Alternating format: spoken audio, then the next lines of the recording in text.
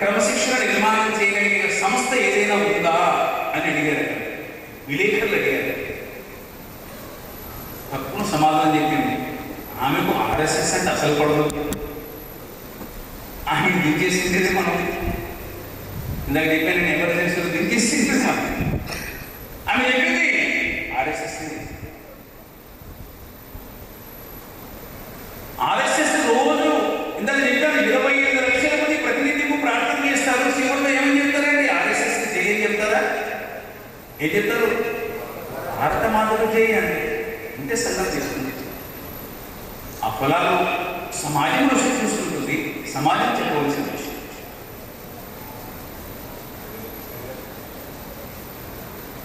సమాజంలో అనేక సమస్యలకు ప్రభుత్వ పరంగా పరిష్కారం దొరకడం లేదు, సంఘ పరంగా పరిష్కారాలు దొరకడం లేదు.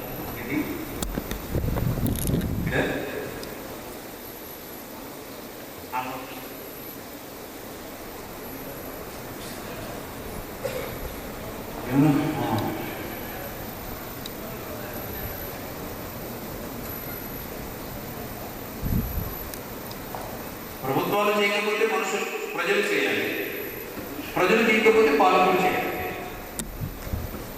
మళ్ళీ సంఘం ఏం చేయదు. మాకు అదే తెలియదు. సంఘం ఏమి చేయదు, కానీ స్వయం సేవకులు దేన్ని వదిలిపెట్టారు. సంఘం ఏమీ చేయదు, కానీ అందులో తయారైన స్వయం సేవకులు దేన్ని వదిలిపెట్టారు.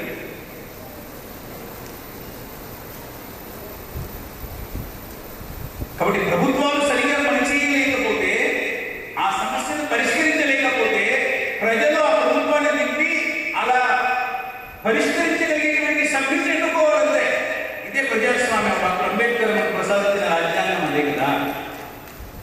ఇందులో ఏముంది సమాధానం? ఈయన సరిగా లేడు, మార్చిపడేయాలి. ఈయన బాగా చేస్తున్నాడు, పెట్టుకోవాలి. నిర్మాణం చేయాలి. అది నా చేతుల్లో ఎలా పని? అది అవకాశాలు తక్కువగా ఉన్నాయంటే అలాంటి అవేర్నెస్ ప్రజలకు నిర్మాణం కావాలి. దేశంలో భారతదేశంలో చూడండి, మన దేశంలో ఇస్తున్నంత ఉచితాలు ప్రపంచంలో ఎక్కడ ఇవ్వటం లేదు. అమ్మఒడి, నాయనఒడి, పెళ్ళామొడి అన్నీ ఇస్తున్నాము. ఎన్ని గుడులు ఉన్నాయో ఇంకా చాలా ఉన్నాయి. నేనేం ఇవ్వద్దని నేను అనడం లేదు. నేను ఒక ఎకనామిక్స్ చదువుకున్న వ్యక్తిని. ఇలాంటి ఉచితాలతో వెళ్ళిన ఏ దేశమో ముందుకు వెళ్ళినట్ట ప్రపంచ చరిత్రలో లేదా? ఏ ఎకనామిక్స్ ఆర్థిక వ్యక్తులు అడిగినా సమాధానం ఇదే చెప్పలేదు. ప్రజలు స్వశక్తితో ఆలోచించాలి, వాళ్ళకి అలాంటి ప్రేరణ కలిగించాలి. ఇవాళ మన విద్యాలయాలు ఏం జరుగుతున్నావు? మీరు ఎలాగైనా నువ్వు సాఫ్ట్వేర్ కావాలి, నువ్వు ఎలాగైనా నువ్వు హార్డ్వేర్ కావాలి. డాక్టర్ వద్దు, కలెక్టర్, ఐఏఎస్, అడుగుతుందమ్మా ఇంట్లో సాఫ్ట్వేర్ ఉద్యోగం సంపాదించాలంటే. మీరు ఎవరైనా మీ కొడుకు ఒరే అంబానీలాగా, ఆదానీలాగా 1,00,000 మందికి ఉద్యోగాలు ఇచ్చే సంస్థ పెట్టాలా అని ఎవరైనా చెప్పారా? టాటాలాగా, మహేంద్ర ఆయన ఎప్పుడో 50,000 మందికి ఉద్యోగాలు ఇచ్చే సంస్థను మేము ప్రారంభం చేయాలని మన పిల్లలకు మనం ఎప్పుడైనా చెప్పామా? యద్భావం తద్భవతి. మన పిల్లవాడికి అబ్బాయి నీ చేతులు ఇలా ఉండకూడదురా, నీ చేతులు ఇలా ఉండాలి. ఒరే అబ్బాయి, నువ్వు రైలు పెట్టేలాగా ఉంటావా, రైలు ఇంజన్లాగా ఉంటావా? మీరు చెప్పండి. పెట్టే చేస్తుంది, ఇంజనీర్ చేస్తుంది. పెట్టే ఎవరు తప్పితే పోతుంది. మరి ఇంజన్ 100 పెట్టేలాగా వెళ్తుంది. మరి నీ జీవితంలో 100 మందికి ఉద్యోగాలు ఇవ్వద్దా? ఎప్పుడు ఉద్యోగం ఉండేదా? ఇవాళ దేశంలో 70 ఏళ్ళలో పాల్గొన్న అదే నిర్ణయం. అందుకే ఇవాళ 2,000 మల్టీనేషనల్ కంపెనీలు భారతదేశంలో, విదేశీ కంపెనీలు ఉన్నాయి. ఏ కంపెనీ అయినా భారతదేశంలో పోటీ పడగలుగుతున్నాం? మన ప్రపంచంలో ఎందుకు పోటీ పడలే? అలా నేర్పలేదు మనం.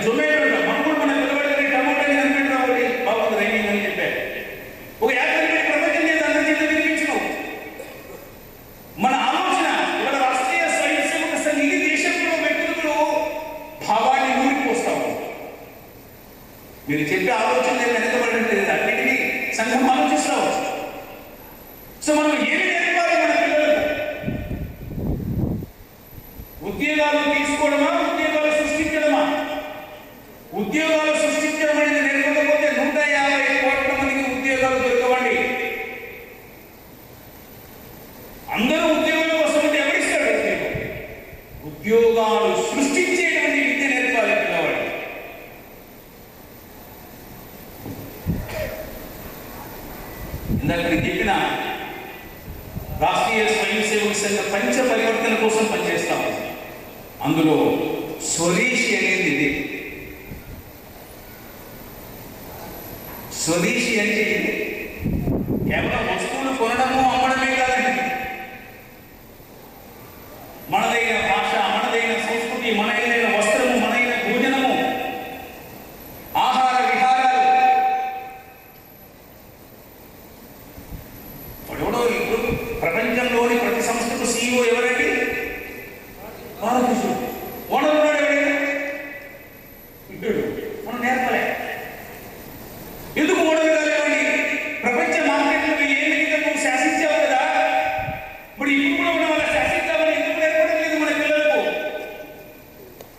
వాడి ఆలోచన ధోరణి ఫ్రీ ఇవ్వడం మొదలుపెట్టి ప్రతిదీ కూడా వాడు అలాగే తయారైపోయాడు. మళ్ళీ అంటున్న యువత అంటలేదు, అవసరమైన వారికి ఇవ్వాలి. మన దేశంలో 2 రకాల మరణాలు సాగుతున్నాయని. ఆకలితో అలమటిస్తూ మరణిస్తున్న వాళ్ళు తిన్నది అడక్క సత్యం. ఎవరికి అన్నం పెట్టాలండి? సంస్కృతంలో అపాత్ర దానము అంటారు. ఆకలిన వాడికి అన్నం పెట్టాలి. కడుపు నిండిపోయిన వాడికి పెడితే రాక్షస దుర్మార్గం, దాన్ని అపాత్ర దానం అంటారు. ఎవడికి ఆకలి అవుతుందో వాడికి అన్నం పెట్టాలండి. వాడికి ఆకలి తిరిగి వాడికి ఎందుకన్నాం? ఈ ధోరణి ఎప్పుడైతే దేశ ప్రజలు నిర్మాణం అవుతుందో ఇప్పుడు మనం చెప్పిన కోరికలను నెరవేరుతాయి. వ్యక్తి యొక్క ఆలోచన మనం ఏమి నిర్మాణం చేస్తే అది సాధ్యమవుతుంది. లేని వాడికి తప్పకుండా పెట్టాలి. సేమ్ టైం ఉన్నవాడు సరైన పద్ధతిలో ఆలోచించాలి. నాకు అవసరం లేదు కదా అనుకోవాలి. 95 కోట్ల మందికి 90 కోట్ల మందికి రేషన్ కార్డు ఉన్నాయి. అందరూ పేదవాళ్ళైనా? మనం ప్రశ్న వేసుకుంటే ఎవరైనా రేషన్ కార్డు పీకేద్దామంటే ఒప్పుకుంటామా? ఒప్పుకో. సరే, సో సంఘం ఆలోచన చేస్తా ఉంది. కానీ మనమందరం కూడా ఈ ఆలోచన మన యువత ఇవాళ దేశంలో 18 నుంచి 35 సంవత్సరాల లోపల దాదాపుగా 42% దేశంలో యువత. ఈ యువత యొక్క ఆలోచన, ఇలాంటి ఆలోచన కలిగిన యువత రాబోయే 20 ఏళ్లలో లీడింగ్ పర్సన్స్ వాళ్ళే నాయకులు. 2047 దేశం వాళ్ళ చేతుల్లోనే ఉంటుంది. వాడికి ఇప్పుడు నువ్వు ఏం ఫీడింగ్ ఇస్తావో అదే దేశం. యువతనే దేశాన్ని మొత్తం నడిపించేది 2047. ఇప్పుడున్న యువత, ఈ యువతకు నువ్వు ఏమి నేర్పుతున్నావు అనేది ప్రశ్న. సో అలాంటి ఆలోచన ఇవ్వగలిగితే మనం అనుకున్న కార్యాలు సిద్ధించవు. శ్రీ రామచంద్రరెడ్డి గారు రంపాలపల్లి సుదీర్ఘంగా ఒక 6 ప్రశ్నలు అడిగారు. కొంత బ్రీఫ్ చేసి అడుగుతాను. ఒకే దేశం ఒకే చట్టం ఉండాలి. ముస్లింలు కుటుంబ నియంత్రణ అమలు చేయొచ్చు కదా, వారికి పండుగ తోఫాలు యాత్రలు సబ్సిడీ ఇస్తున్నారు, మరి హిందువులకి ఎందుకు ఇవ్వరు? ఇవన్నీ జరుగుతుంటే బీజేపీ ఏం చేస్తున్నది? మత మార్పులను జరగకుండా సలహాలు ఇవ్వాలి, మన సంస్కృతి యొక్క ప్రాముఖ్యతను తెలపాలి అని అడుగుతున్నారు. అలానే ఇంకొన్ని సారూప్యం కలిగినటువంటి ప్రశ్నలు కూడా ఉన్నాయి. కడప రెడ్డిరామ్ గారు అడుగుతున్నారు, రాజకీయ నాయకులు స్వార్థం కోసం ఈ దేశాన్ని ఇస్లాం దేశంగా మార్చాలనుకుంటున్నారు. దీనికి మన సంస్థ యొక్క సమాధానం ఏది? కులాల మధ్య అంతరాలు మాపే విధంగా సంస్థలు ఏ విధంగా పనిచేయాలి? అలానే శ్రీ విద్యాసాగర్ పిల్లయ్య గారు మదనపల్లి నుంచి వారు అడుగుతున్నారు, ఇతర మతాలలో మసీదులు, చర్చిలు ఆధారంగా ఆయా మతస్థులను సంఘటితపరుస్తున్నారు. మరి దేవాలయాల్లోని పురోహితుల చేత పౌరులను ఐక్యం చేయవచ్చు కదా అని అడుగుతున్నారు. ఈ ప్రశ్న అడుగుతుంది, సమాధానం ఎవరు చెప్తారు? ఒక ప్రశ్న అడగాలి.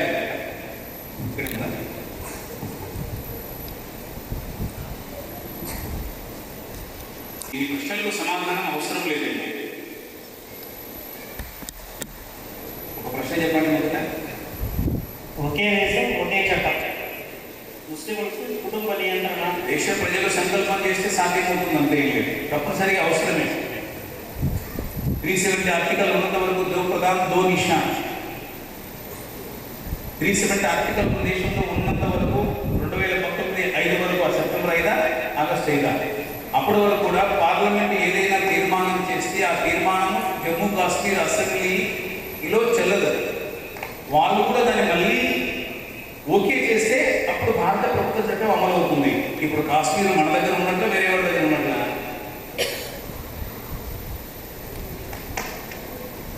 ఇక్కడ దేశంలో 150 కోట్ల మందికి ఒకే చట్టమే ఉన్నాయి. అదే మనల్ని కలిపి ఉంచగలుగుతుంది. కామన్ సివిల్ కోడ్ గురించి డాక్టర్ అంబేద్కర్ గారు ఎప్పుడో చెప్పారు రాజ్యాంగంలో ఇది తప్పకుండా అమలు చేయాలి. ఓట్ల రాజకీయాల్లో పక్కన పెట్టేశారు. దేశ ప్రజలు తెలుసుకోవాలి, తప్పకుండా అవసరం.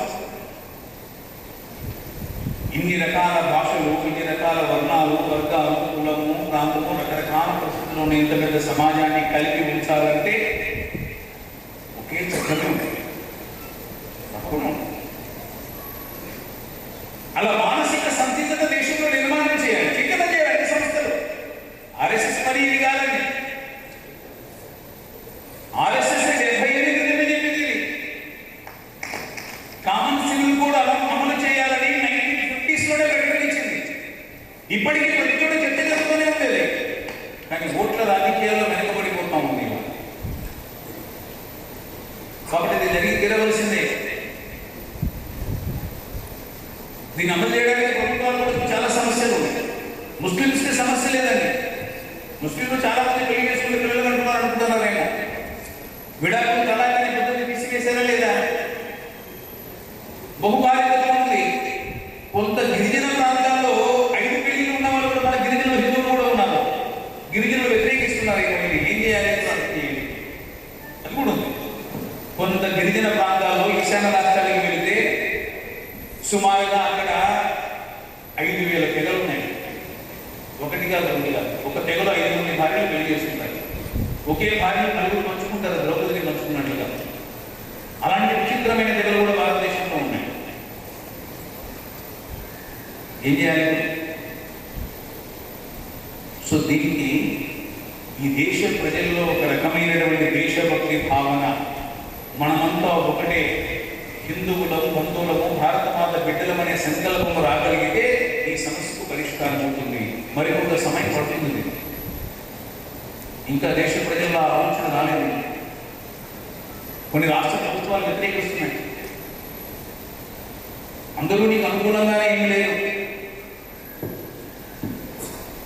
ఆ ఆలోచన దిశ వైపు దేశాన్ని మనం తిప్పినప్పుడు ఇవన్నీ రాజ్యాంగంలో విషయాలు, రాజ్యాంగం రాసుకున్నాం, రాజ్యాంగం అమలు చేస్తున్నాం అని భౌగోళ విషయం రాజ్యాంగంలో అమలు చేస్తున్నామా? చేయటం లేదే. కామన్ సివిల్ కూడా ఎప్పుడో ఉంది, అమలు చేయట్లేదు.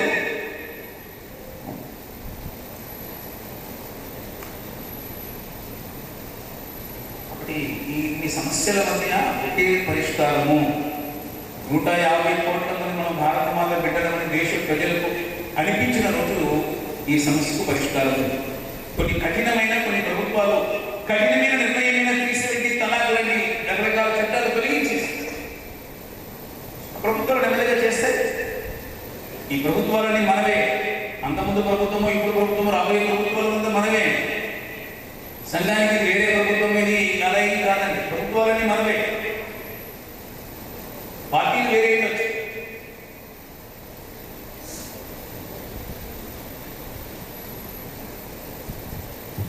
ఫర్ ఎగ్జాంపుల్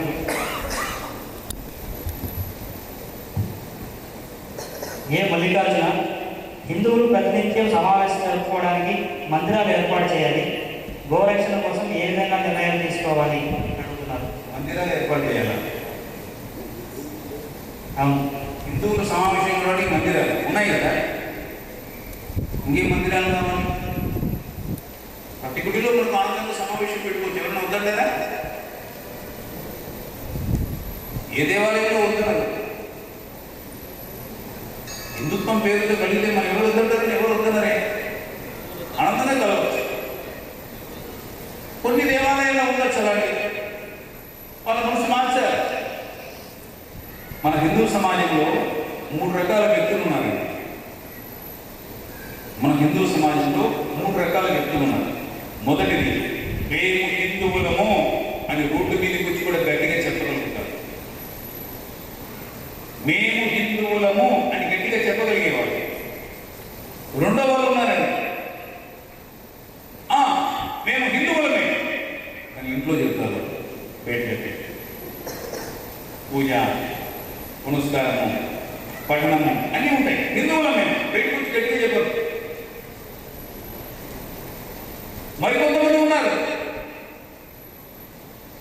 ఆర్ఎస్ఎస్ హిందుత్వం వేరు, మా హిందుత్వం వేరే రావచ్చు.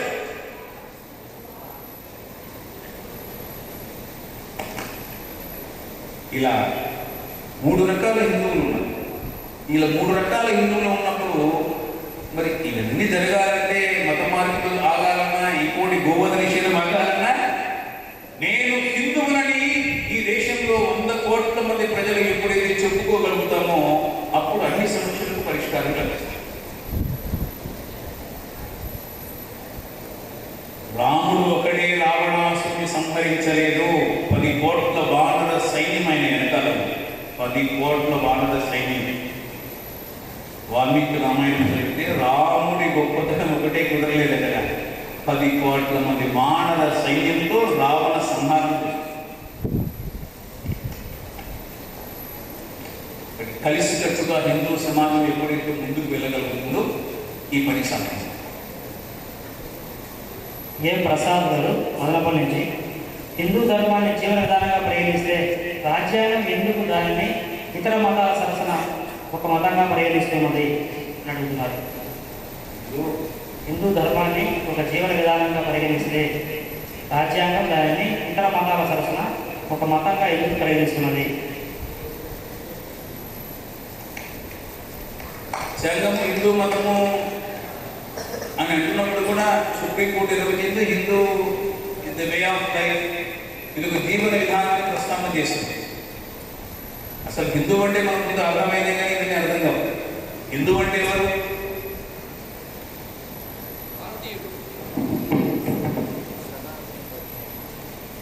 హిందూ అంటే ఎవరైతే ఒక 6-7 విషయాలు మన హృదయంలోకి రావాలి.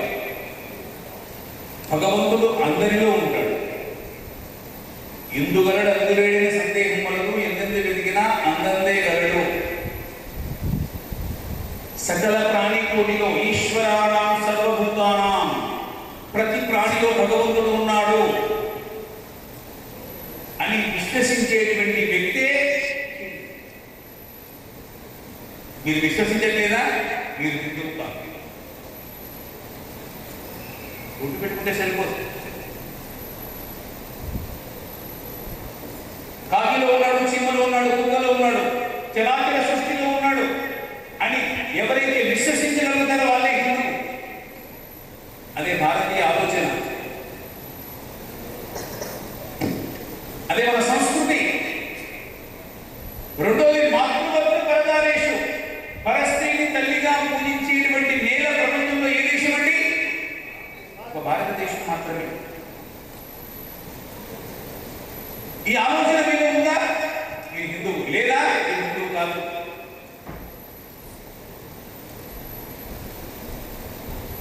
పరస్త్రీని తల్లిగా పూజించడం అనేది మన యొక్క లక్షణం. అది స్వామి వివేకానంద ఇంగ్లాండ్కి వెళ్ళినప్పుడు ఇలాంటి ఒక ఉపన్యాస కార్యక్రమం జరుగుతూ ఉంటే అయిపోయిన తర్వాత ఒక 27 సంవత్సరాల ఏజ్ వేదిక మీద డయాస్ దగ్గరికి పరిగెత్తుకు వచ్చి వివేకానందకి వచ్చింది.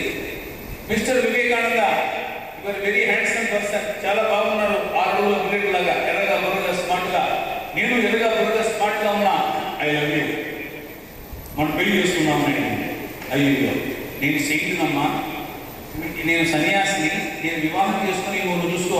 లేదు లేదు, మీరు ఎర్రగా బుర్రగా స్మార్ట్ గా ఉన్నారు, నేను ఎర్రగా బుర్రగా స్మార్ట్ గా ఉన్నాం, మన ఇద్దరు తప్పకుండా పెళ్లి చేసుకోవాల్సిందే. ఎందుకంటే ఎర్రగా బుర్రగా స్మార్ట్ గా ఉన్న పిల్లలు పుడతారు మన కడుపున, వాళ్ళ కోసం చేసుకోవాలి. అయ్యో నేను సెయింట్నమ్మా, నన్ను వదిలేసే, ఎందుకు నన్ను వదిలే. లేదు లేదు, ఇలాంటి ఎర్రగా బుర్రగా స్మార్ట్ గా ఉన్న ఇలాంటి వాడు కొడుకు కావాలి నాకు, ఆమె బలవంతం పెడతా ఉంది. చివరికి వివేకానందుడు చెప్పాడు, నాలాంటి వాడు కొడుకు కావాలి. మంచిదేమా, మరి మన ఇద్దరు పెళ్లి చేసుకున్నాము, పెళ్ళి అయిన తర్వాత ఎర్రగా బుర్రగా స్మార్ట్ గా ఉన్నవాడే పుడతాడని గ్యారెంటీ ఉంది. ఏ నల్లోడో లేకపోతే ఎర్రోడు పుల్లోడు కర్రోడు చుట్టోడు గుడ్డోడు పుడితే అప్పుడు అనవసరంగా బాధపడాలి కదా. నాలాంటి వాడే కొడుకు కావాలని అనుకుంటున్నాం కదా, నన్నే నీ కొడుకుగా భావించచ్చు కదా అమ్మా అంటాడు Swami Vivekananda. That's our identity. 20,000 మైళ్ళ దూరంలో మన సంస్కృతిని ప్రతింపజేశాడు స్వామి వివేకానంద.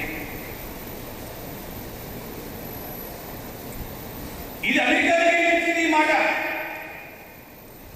అమెరికాని గెలిపించిన ఒకే ఒక మాట, my sisters and brothers, America సోదర సోదరీమణులారా, దట్ ఈస్ అవర్ కల్చర్. ప్రతి పురుషుడు మనకు సోదరుడు, ప్రతి స్త్రీ మనకు సోదరితో సమానం.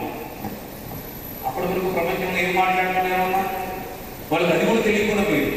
అమెరికాలో 4,000 మంది కొలంబస్ హాలు, 150 మతాల సభ్యులు, 150 మంది ఉన్నారు. వివేకానంద 31 సంవత్సరాల వయసులో వివేకానందుడు నిలబడి ఒకే ఒక మాట, కోలాహలంగా ఉంది సభ మొత్తం, అరుస్తున్నారంతా. ఎందుకంటే ఒక బలహీనమైన ఐవారు వస్తే మనం ఏం చేస్తాం సార్, చిన్నప్పుడు అదే కదా, ఒక ఐవారు ఏం చేస్తాం, మన పనులు చేసుకుంటూ ఉంటాం. కొట్టేవాడు ఆయన బలహీనమైన ఐవారు వస్తే మన పని మంది కుర్రోడు మనం చెప్పేంటి, పైగా మా విష్ణు ఉడతా వేసుకొని వచ్చి ఒకటి ఇంటికి వచ్చాడు, అందరూ మాట్లాడుకుంటున్నారు. అంతే, అంత పెద్ద సభలో ఒకే ఒక మాట అన్నాడు, my American brothers and sisters. సభ ఒక 30 సెకండ్లు సైలెంట్ అయ్యింది. అంతే, చప్పట్లు కొట్టడం మొదలుపెట్టారు. 2 నిమిషాలే బాగలేదు. ఇక్కడ డాక్టర్ బారోస్ సభను ప్రతిసారి కొట్టాడే సైలెన్స్ సైలెన్స్ అంటే అప్పుడు ఆవేదన ఉండేది. అంటే ఆ మాట వాళ్ళకి ఎప్పుడు వినలేదు. అరే 4,000 మై అమెరికన్ బ్రదర్స్ అంటే పురుషులంతా, అమెరికాలో పురుషులంతా నాకు సోదరుడు. ఒక భారతీయుడు వచ్చి మనం బ్రదర్ అంటున్నాడు, ఒక భారతీయుడు వచ్చి సిస్టర్ అంటున్నాడు. ఎటువంటి కల్చర్ చూచాడు ఈయన. ఇప్పుడు అప్పటికి ఏమనే వాళ్ళు, లేడీస్ అండ్ జెంటిల్మెన్, ఆడవాళ్ళ మగవాళ్ళ, వీళ్ళంతా మగవాళ్ళు వీళ్ళంతా ఆడవాళ్ళు, అంతేనా? వాళ్ళ కల్చర్ అది. మన కల్చర్ ఏమిటి? చిన్న పాప కనబడినా, ఏ పాప బాగున్నావా అన్నమ్మా, ఏమ్మా బాగున్నావా. అత్త కూడా అత్తమ్మ, పిల్లనిచ్చిన కూడా అత్తమ్మ మనకు, వదినమ్మ, పిన్నమ్మ, పెద్దమ్మ, ఐవారి భార్య కూడా మనకు, ఐవారమ్మ, రాజుగారి భార్య కూడా రాలేదు. That's our culture, that's our identity. ఇది హిందూ అంటే. హిందూ అన్నవాడు అందరి క్షేమం కోరుకుంటాడని. ఈ దేవుడిని పూజిస్తున్నావు, నరకానికి పోతావు, నువ్వు ఈ దేవుడిని పూజిస్తే స్వర్గానికి పోతావని ఎప్పుడైనా చెప్పామా? అలా చెప్పేవాడు హిందువు కానే కాదు. సర్వే భవంతు సుఖినః, సర్వే సంతు నిరామయః, సర్వే భద్రాణి పశ్యంతు మా కశ్చిత్ దుఃఖభాగ్ భవేత్. ఇది ఉపనిషత్తు సారం. అందరూ సుఖంగా ఉండాలి, అందరూ ఆరోగ్యవంతంగా ఉండాలి, అందరూ భద్రంగా ఉండాలి, అందరూ ప్రపంచము ఒకే కుటుంబంగా జీవించాలి. That is Hindu ideology. ఇలా ఆలోచన లేకపోతే మనం ఎవరు హిందువులను కాదు. యేసు ప్రభు పోటాడు పడింది అనుకోండి, మీరు ఎవరైనా తొక్కుతారా? తొక్కేవాళ్ళు చేయలేమండి. ఎటువంటి పరిస్థితులు చిన్న పిల్లలు తొక్కడం తీసి నీకు నచ్చలే పక్కన పెట్టేసి. That's our culture, that's our సంస్కృతి. మన ఆలోచన ధోరణి అలాంటి ధోరణి 40,000 సంవత్సరాలకు కొనసాగుతుందమ్మా. ఇది 40,000 సంవత్సరాలు మన DNA ఒకటి ఈ దేశంలో. ఇప్పుడు నువ్వు రకరకాల ఆరాధన పద్ధతుల దగ్గర ఉండొచ్చు, ఏ దేవుడిని పూజిస్తున్నా 40,000 సంవత్సరాల నుంచి మన DNA ఒకటే. ఇది మన కల్చర్. ఈ కల్చరే ప్రపంచం ముందర మనం విశ్వగురువుగా నిలబెడతాము.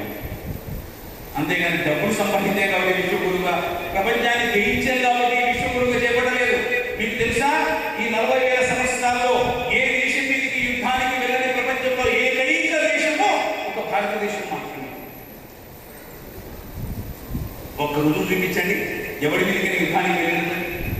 ఒక్కటి ప్రపంచంలో ఏ దేశం యుద్ధానికి వెళ్ళలేదు చెప్పండి. ముందు రష్యా వెళ్ళలేదా, అమెరికా వెళ్ళలేదా, బ్రిటన్ వెళ్ళలేదా, ఫ్రాన్స్ వెళ్ళలేదా, గ్రీస్ వెళ్ళలేదా, ఏ దేశం వెళ్ళలేదు?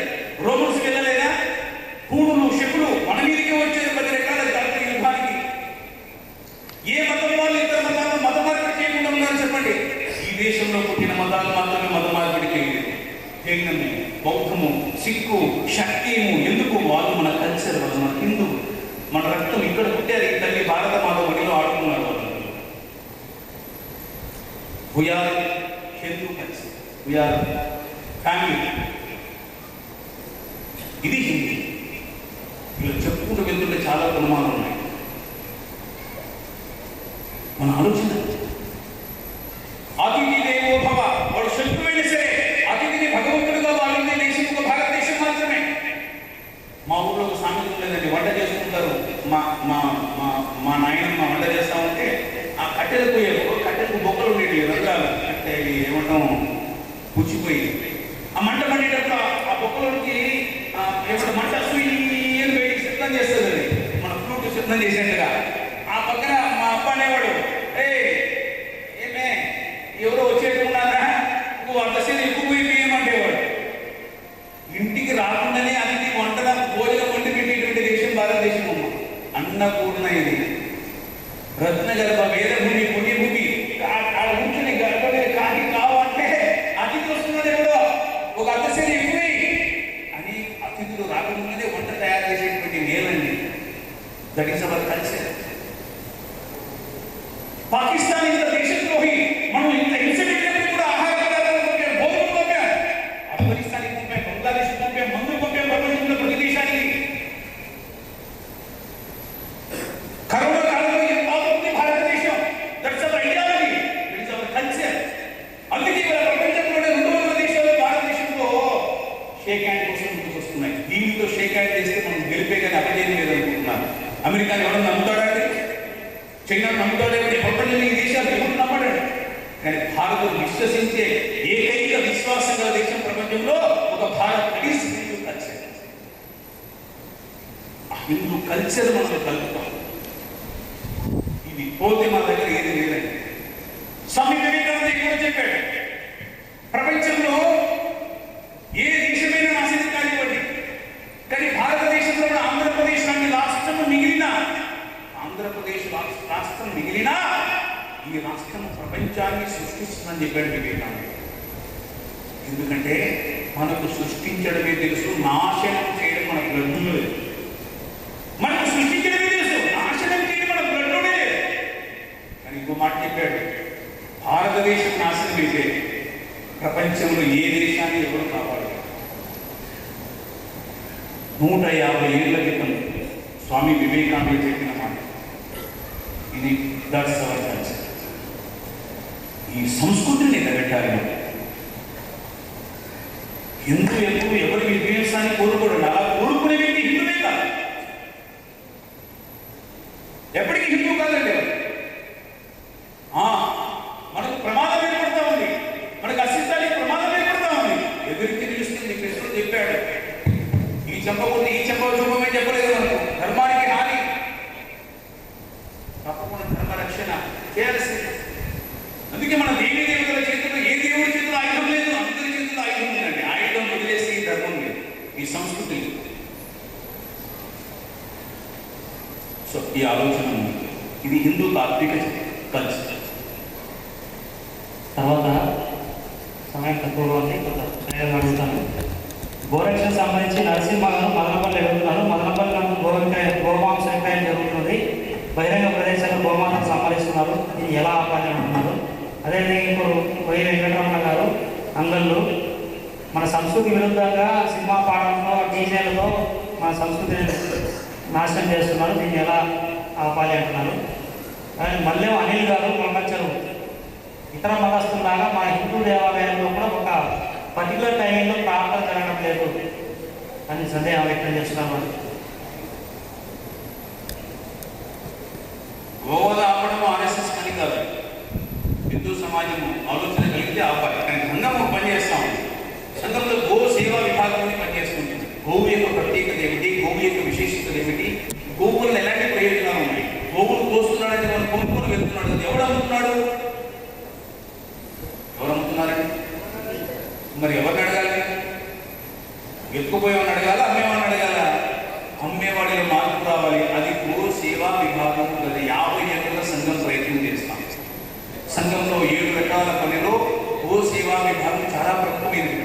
గోవు ఉత్పత్తులు, గోవు ద్వారా రకరకాల సోపులు తయారవుతున్నాయి, షాంపూలు తయారవుతున్నాయి, అనేక రకాల వెలుగులు చూసి ఉంటారు. ఇవాళ పతంజలి ఉత్పత్తులు చాలా గో ఉత్పత్తులు ఉన్నాయి.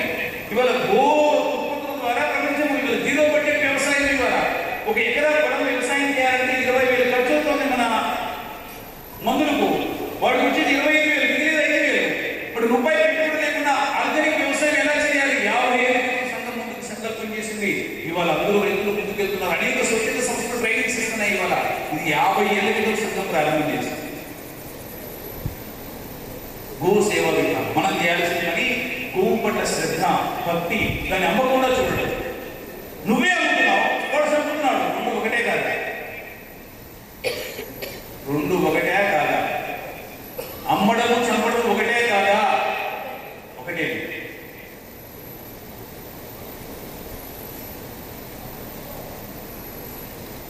నిన్ను గొప్ప రైతు చేసింది ఆవు, ఇవాళ ముసలిదైంది అమ్మేస్తున్నావు. మేకలేదు కుర్రావు అమ్మేస్తున్నావు. వాడేం చేస్తున్నాడు? వర్షం వాడు చేస్తున్నాడు. మన పని మనం చేస్తున్నావా లేదా? సంఘం ఆలోచన ఇది. మిగతా కూడా హిందూ సమాజం. సంఘం గోసేవా విభాగం, గోవు సంరక్షణ, గోశాలను పెట్టించాలి, ఆహారం సప్లై చేయాలి, వాటి వల్ల ఉపయోగాలు పిల్లలకు వివరించాలి, భక్తి కలిగించాలి, ప్రేమ కలిగించాలి, అమ్ముతున్నామని ఆపాలి.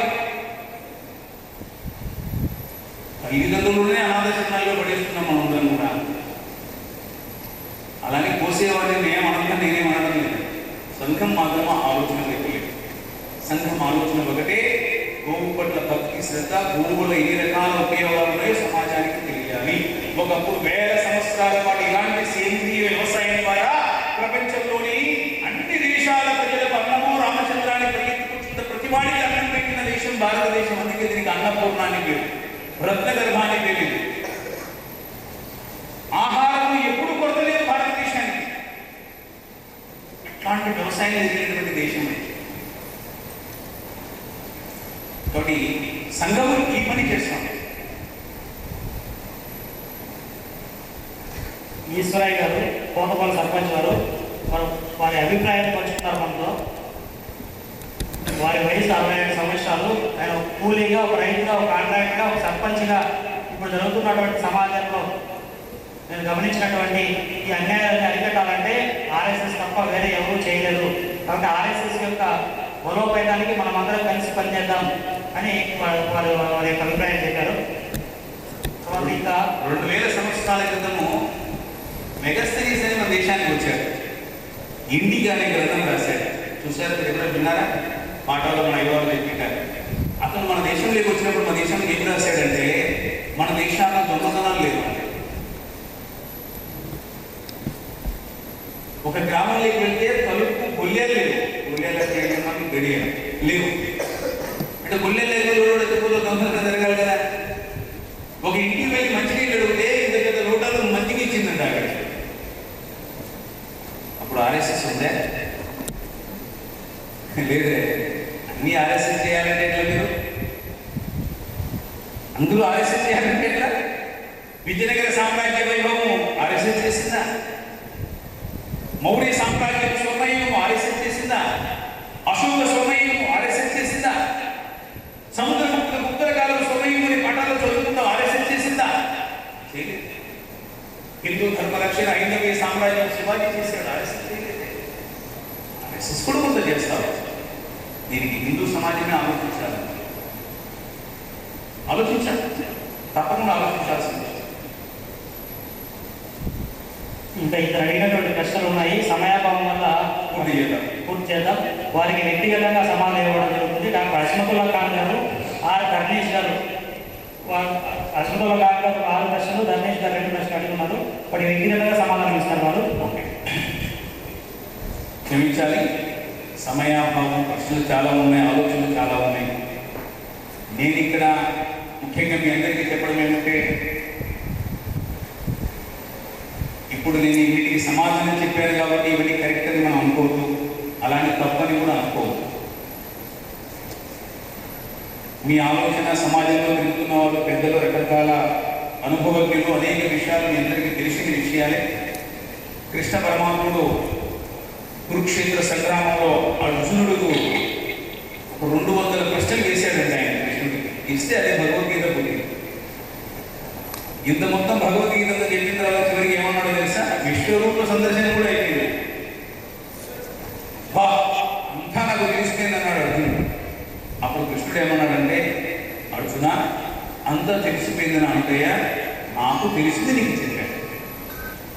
ఇది సత్యమా అసత్యమా అని ఇంటికి వెళ్ళి రాత్రి పూజ చేసి పడుకుని ఆలోచించు. రేపు కూడా ఆలోచించు, రేపు రాత్రికి ఆలోచించు, మరునాడు కూడా ఆలోచించు. నీ మనసుకు ఏమి అనిపిస్తే అది చేయమన్నాడు. నేను కూడా మీకు అదే చెప్పాను. ఇందులో మంచి అనిపించింది చేద్దాం తప్పకుండా. కానీ సంఘం వ్యక్తి నిర్మాణ కార్యము. మలిగిస్తున్న సంఘం దగ్గర శక్తి ఉందండి. వేల మంది యువత ఉంది, వ్యక్తి ఉన్నారు. మీ దగ్గర మంచి ఆలోచనలు ఉన్నాయి. కలిసి నడుస్తుంది సంఘం. ఎందుకు? దేశం కోసం. మనందరికీ దేశం కోసం పంచుకోవాల్సిన ఆశయాలు కూడా. భారత మాతకు జయం కావాలి. 100 సంవత్సరాల తర్వాత వేల లక్షల మంది సజ్జన శక్తి దగ్గరికి ముందుకు వెళ్తున్నాం ఇవాళ. ఎందుకు? వాళ్ళ ఆలోచన పంచుకోవాలి, మా ఆలోచన పంచుకోవాలి. మేము వెళ్ళే మార్గం మాత్రం మార్చుకోమండి. మా మార్గం మాత్రం ఏంటంటే మ్యాన్ మేకింగ్ మిషన్, వ్యక్తి నిర్మాణ కార్యం. మనుషులు తయారు చేస్తూ ఉంటాం.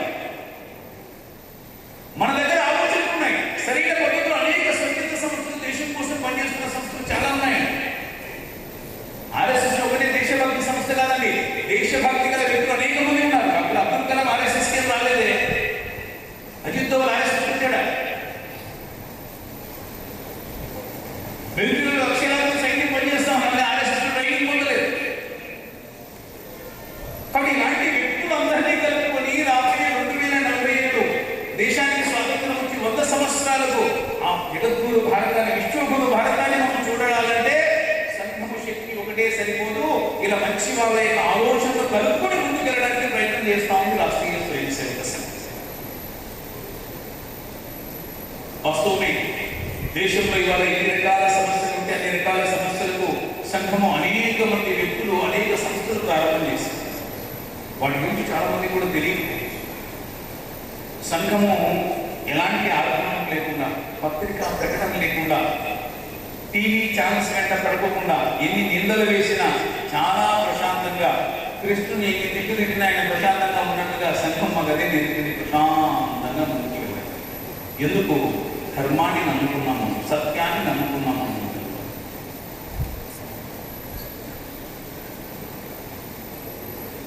ఈ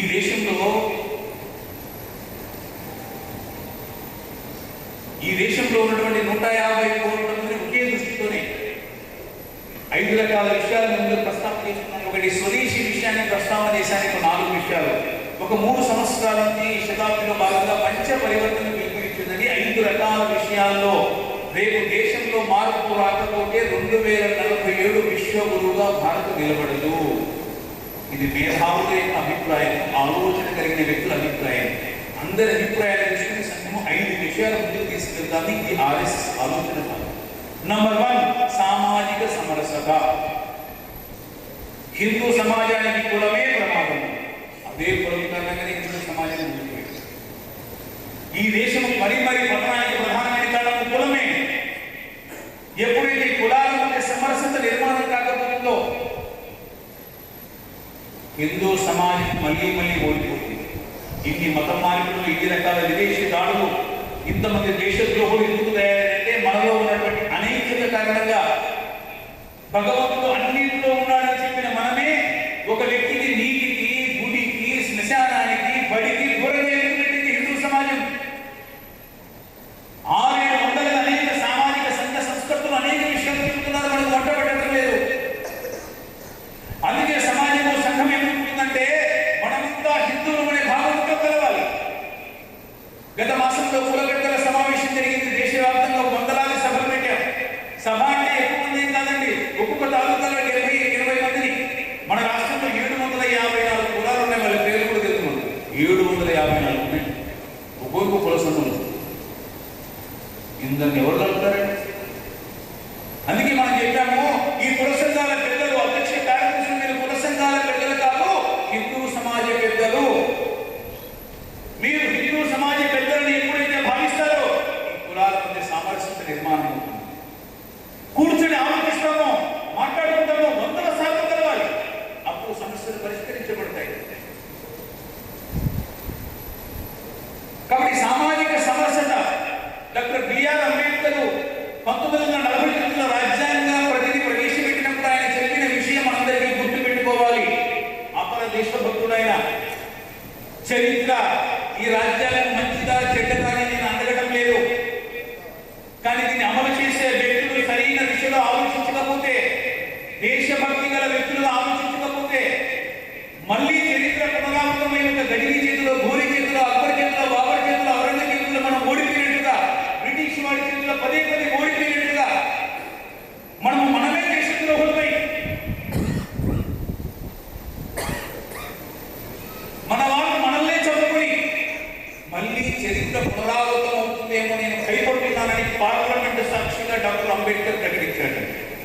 1949లో రాజ్యాంగ ప్రతిని ప్రవేశపెట్టింది.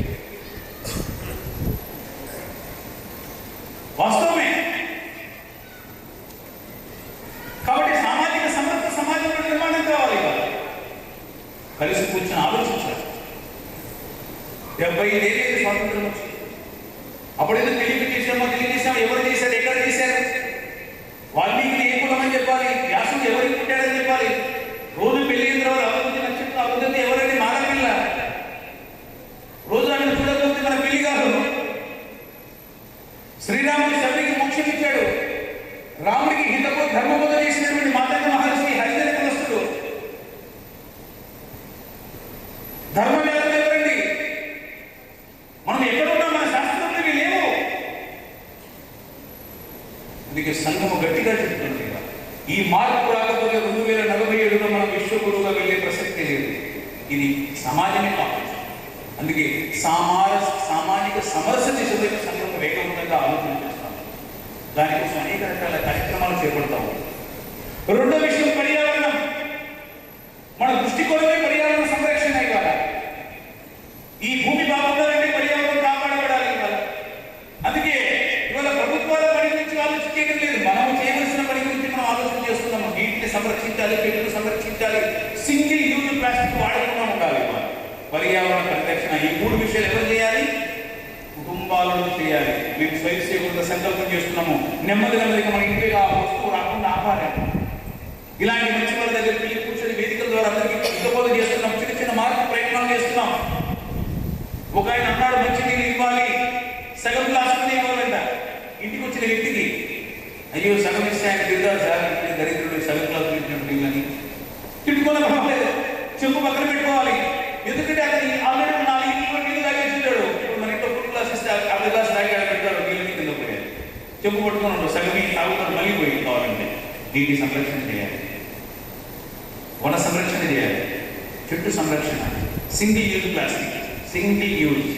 వీళ్ళంటి ప్లాస్టిక్ ఉంది 4 ఏళ్ళు ఉంటుంది, నోతారు సింగిల్గా పాలిథిన్ పేపర్ కాకుండా చూసుకోవాలి. సంచి పట్టుకుని వెళ్ళాలి. కుటుంబం ద్వారా మార్పు కోసం ప్రయత్నం చేస్తుంది సంఘం. నెమ్మదిగా ఒక దీపంతో మరి ఒక దీపం వెలిగించినట్టుగా. ఇందాక చెప్పాడు స్వదేశీ భావన. మన భాష మర్చిపోతున్నాం, మన సంస్కృతి మర్చిపోతున్నాం, ఆహార అలవాటు మర్చిపోతున్నాం. మన నివాసం ఎక్కడ ఉందో తెలియదు. ఇంత పెద్ద బంగ్లా కడుతున్నాడు, దేవుడి గుడి ఆడుందో తెలియదు. చెప్పులు కూడా ఇంటికి వేసుకొని వచ్చేస్తారు పడబడ. అలవాటు తగ్గిపోతున్నాయి. ఈ అలవాటు కాపాడుకోవాలి. ఇదే స్వదేశీ అంటే. వస్తువులే కాదు, వస్తువుల విషయం కూడా. ఇవాళ మన గ్రామంలో తయారవుతున్న వస్తువులు మనం వినియోగించాలి. మన గ్రామంలో తయారయ్యే వస్తువులు కాకుండా పక్క గ్రామాన్ని వాడేమనుకోండి, మన లాభాలు ఎక్కడికి పోతాయండి? పక్క గ్రామానికి పోతాయి. ఇలా గ్రామం, జిల్లా, దేశం గురించి ఆలోచించాలి. ఇవాళ స్వదేశీ భావన మన పిల్లలకు నేర్పాలి. అమెరికాలో ఎవరైనా అమెరికా వస్తువులకు బయట వస్తువులు ఉన్నాడండి. మొదట అమెరికా వస్తువు జపాన్కి వెళ్ళండి, మీరు రష్యాకి వెళ్ళండి, చైనాకి వెళ్ళండి. మీరు ప్రతి దేశానికి వాళ్ళ సాధ్యం ఉంటుంది. నా వాడు, నా రైతు, నా వాడు బాగుండాలి. ఈ భావన, స్వదేశీ భావన నిర్మాణం కావాలి. 4వ పౌర విధులు, డ్యూటీస్. రాజ్యాంగం కాపాడాలి, జాతీయ గీతం సంరక్షించాలి, రోడ్డుకి ఎడబడి నడవాలి, హెల్మెట్ పెట్టుకుని నడవాలి, ఎక్కడ పెట్టి భూమి వేయలేదు, పబ్లిక్ స్థలాలు ఎలా వాడుకోవాలి నేర్పాలి పిల్లలకు. రైట్స్ గురించి కాదు, డ్యూటీస్ గురించి కూడా ఉన్నాయి. రాజ్యాంగం రాసుకున్నాము, చిన్న విషయాలు మన పిల్లలకు నేర్పాలి. ఇట్లాంటి విషయాల్లో చైతన్యం చేయడం కోసం రాష్ట్రీయ స్వయం సేవక సంఘం 3 సంవత్సరాల అవిశ్రాంతంగా ప్రయత్నం చేస్తా ఉంది. 2047కి 4 విషయాలు మార్పు రావాలంటే చిట్ట చివరి కుటుంబంలో మార్పు రావాలి. కుటుంబ ప్రబోధన, సమరస నిర్మాణం కావాలి కుటుంబంలోనే. పర్యావరణం కాపాడబడాలి కుటుంబంలోనే. డ్యూటీ సమరస అవ్వాలి కుటుంబం ద్వారా సాధ్యమవుతుంది. పర్యావరణ పరిరక్షణ అక్కడి నుంచి కావాలి, స్వదేశీ భావన అక్కడి నుంచి కావాలి. అందుకే కుటుంబాలు ఒక 10-15 కుటుంబాలు ఒక చోట కలుసుకుని అన్ని విషయాలు చర్చించాలి. అలాంటి కుటుంబ మిలన్ దేశవ్యాప్తంగా నిర్వహిస్తూ ఉంది సంఘం. కుటుంబ మిలన్ ఉదాహరణ నాకు మంచి ఆలోచన వచ్చింది. నేను నా 10 మంది పక్కన కుటుంబాలను నా ఇంటికి పిలుస్తాను, కాస్త ఛాయ్ ఇస్తాను, కూర్చుంటాము, ఒక గంట సేపు ఒక పాట, ఒక భజన, 4 విషయాలు మాట్లాడుకుంటాం, చర్చించుకుంటాము, ఆప్యాయంగా మాట్లాడుకుంటాం. ఇవాళ అలవాటు పోయినాయి. ఇవాళ ఇది హిందూ సంస్కృతిది. బట్ కుటుంబం ద్వారా ఈ 4 విషయాలు మార్పు రావాలి. ఈ 5 విషయాలు వేగవంతంగా మార్పు రావడం కోసం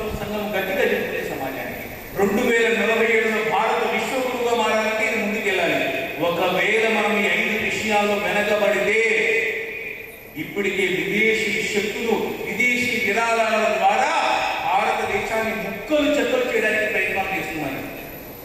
కాసుకొని కూర్చున్నారు. వాళ్ళ చేతిలో తుపాకులు రైలు రాదండి. ఒక సైద్ధాంతికమైన నెరేటివ్ను సమాజాన్ని గుర్తించడానికి ఇప్పటివరకు చాలా చేశారు. సాధ్యకాలని ఇంత వేగంగా ముందుకెళ్తున్నారు వాళ్ళ శత్రువు. భారతం ముక్కలు చెక్కలుగా వీడు ఉత్తర భారతం, వీడు దక్షిణ భారతదేశం, ఈ ఎర్రవాడు, వీడు నల్లవాడు, ద్రవిడ భాషకు ఈ ఆర్య భాష. రాముడు ఆర్యుడంట, ఎక్కడి నుంచి వచ్చాడంట ఆయన, ఎక్కడి వాడు కాదంట ఆయన. రావణాసుడు మాకు మనవాడే అంట. మనవాడు ఎవరు వస్తున్నాడు? రావణాసుడు మనవాడే, మన అన్నయ్య, పెద్దన్నయ్య, తప్పు చెడ్డన్నయ్య, కరెక్టే, శివభక్తుడు ఆయన, కుబేరు వాళ్ళ సోదరుడు ఆయన, మనవాడే కదా. మన వాటిలో అనేక నెగిటివ్ తీసుకుని భారతం ముక్కలు చెక్కలుగా చేయడానికి రాసుకొని కూర్చున్నాయి. ఇతర మతాల వాళ్ళు కూడా రాసుకొని కూర్చున్నారు. ఇవాళ వాళ్ళు ఈ దేశాన్ని వాళ్ళ మతరాజ్యంగా మార్చడానికి ప్రయత్నాలు జరుగుతున్నాయి. ఇవాళ ఇవన్నీ గెలవాలంటే 5 విషయాలు వేగంగా మార్పు రావాలి. విశ్వగురు భారత్గా అందుకోసము సజ్జన శక్తిని సమీకరించుకొని సంఘము అందరితో కలుపుకొని ముందుకు వెళ్ళడానికి ఇలాంటి వైభవ భారత పేరు మీద వేల లక్షల మంది కలుసుకోవడానికి ప్రయత్నం చేస్తా ఉంది. సంఘ శతాబ్ది ఈ కార్యం విస్తరణ కోసం అప్పుడు ఇప్పుడు ఎప్పుడు సంఘం చేసే పని వ్యక్తి నిర్మాణ కార్యం. ఇంకో 100 ఏళ్ళ తర్వాత కూడా ఇదే చేసేది. అమ్మ ఒడి, బడి, గుడి ఈ 3 చేయలేని పని సంఘం చేస్తారు. ఇది రాష్ట్రీయ స్వయం సేవక సంఘ ఆలోచన. ఈ ఆలోచన వైపు అందరూ కూడా మిమ్మల్ని సంఘంలో చేయాలని చెప్పడం లేదు. సంఘం అర్థం కావాలంటే మీరు ఇలా వినడం ద్వారా, చదవడం ద్వారా కూడా సంఘం అర్థం కావాలి. సంఘం అర్థం కావాలంటే శాఖకు వచ్చి కొంచెం ఆడుకోవాలి. 4 సార్లు రావాలి, 10 సార్లు చదవాలి, మాట్లాడాలి. అప్పుడే సంఘం అర్థం అవుతుంది. దూరం నుంచి చూస్తే ఎప్పటికీ సంఘం అర్థం కావాలి. ఇవాళ దేశంలో జాయింట్ ఆర్ఎస్ఎస్ అనేటువంటి వెబ్సైట్ ద్వారా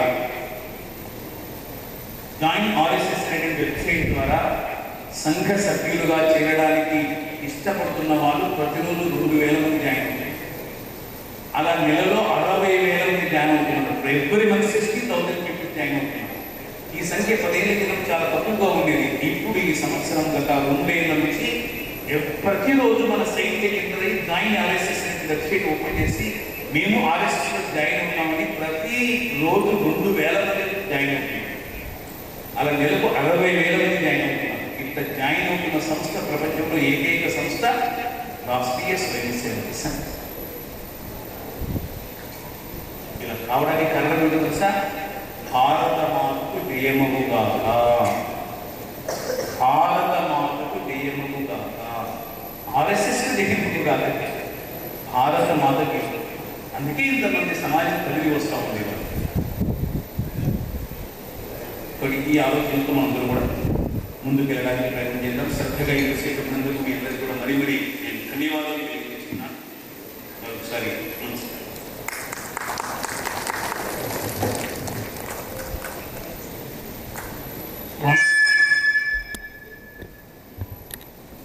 వందన సమర్పణ. ఈ వైభవ భారతం కార్యక్రమం నిర్వహించుకోవడానికి ఈ ఫంక్షన్ హాల్ కేటాయించినటువంటి నాగరాజు గారికి యాజమాన్యానికి ధన్యవాదాలు తెలియజేస్తున్నాం. అలాగే ఈ కార్యక్రమానికి ప్రత్యక్షంగా పరోక్షంగా సహకరించినటువంటి ప్రతి ఒక్కరికి పేరు పేరున ధన్యవాదాలు. అలానే ఈ కార్యక్రమానికి వచ్చినటువంటి ఆహుతులందరికీ కూడా పేరు పేరున ప్రత్యేకమైనటువంటి ధన్యవాదాలను రాష్ట్రీయ స్వయం సేవక తరఫున తెలియజేస్తున్నాం. ఇక్కడితో కార్యక్రమం పూర్తయింది. జనగణమంతా కార్యక్రమం పూర్తవుతుంది.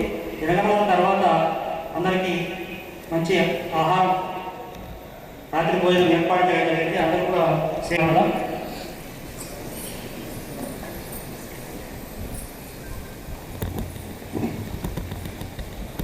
जनगण मन अधिनायक जय भारत भाग्य विधाता पंजाब सिंध गुजरात मराठा द्राविड़ उत्कल गंगा विंध्य हिमाचल यमुना गंगा उच्चल जलधि तरंगा तव शुभ नामे जागे शुभ आशीष मांगे गाहे